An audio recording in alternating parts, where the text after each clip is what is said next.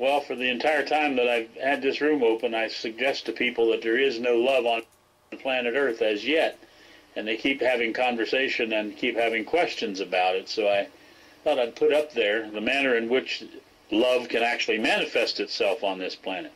But it's not here yet. When the action of transformation takes place, love can begin to manifest within you for the first time.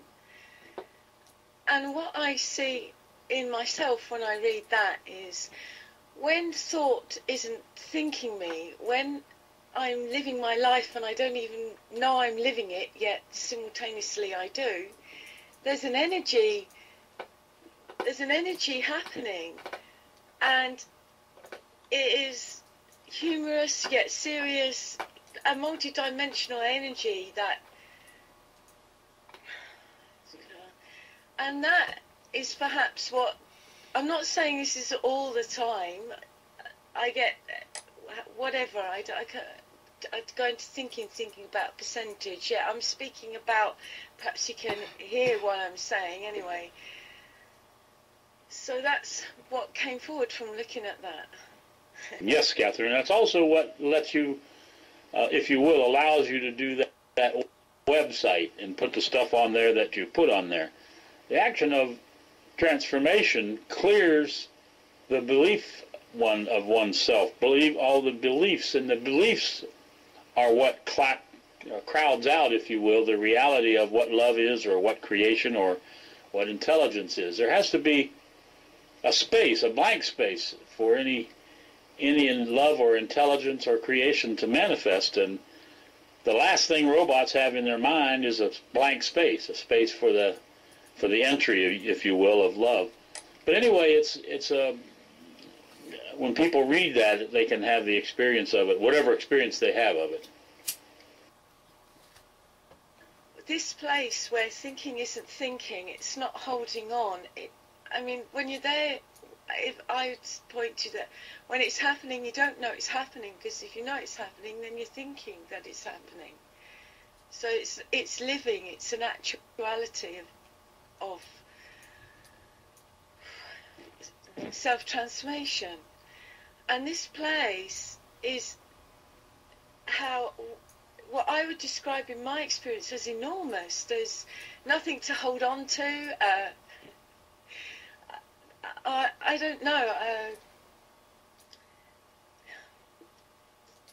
That's it. Thinking.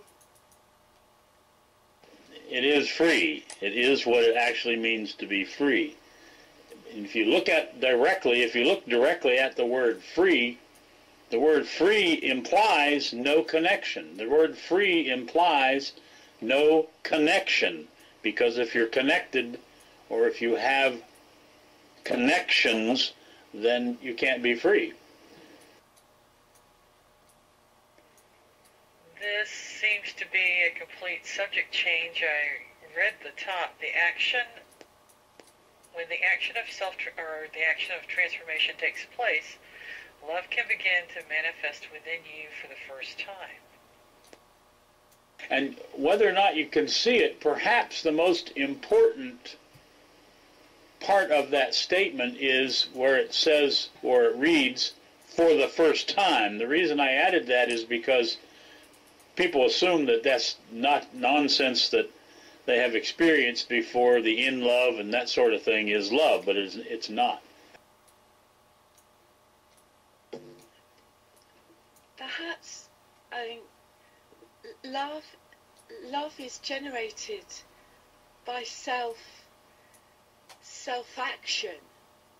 So this is what I see in myself. So, as say, if the thinking happens, I then am not there in the love, and thinking is thinking me, and then it's what I'm pointing to is that what I see is love is manifested and generated by the self speaking the truth of self and being clear with self, and it's not something that you just grab and go, right, that's it, I'm love now. It's something that's maintained and requires intelligence. I don't know if this is what Catherine was pointing to, but what I heard was people tend to talk about love like it's something that you can acquire and then you have it. Whereas it seems to me probably better to say that love is something that happens in a moment and then it may be gone or it may appear, but it's not something you get.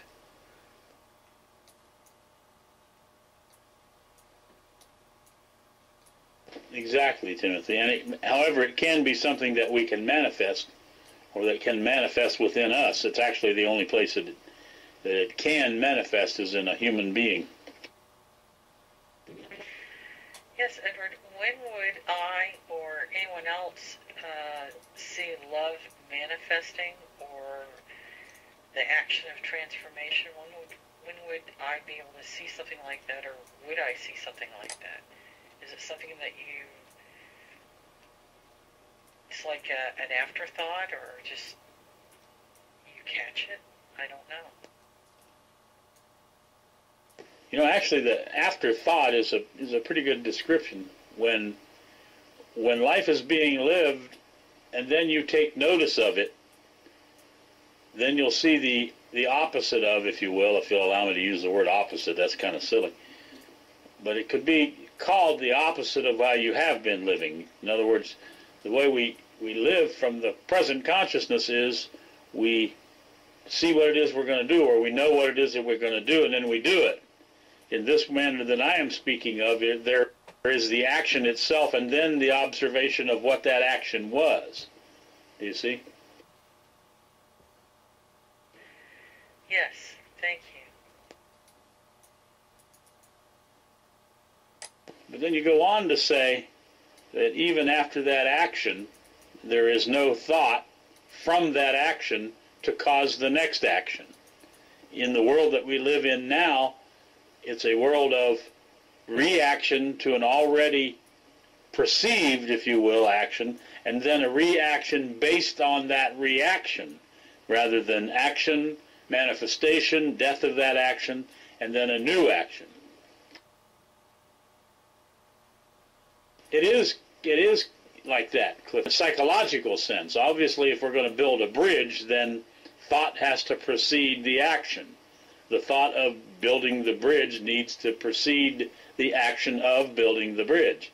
But in a psychological domain, and when you're speaking of yourself as a psychological being, then the action precedes the thought, or the thought of it. Because if it doesn't, then it's thought in action and not you, not intelligence.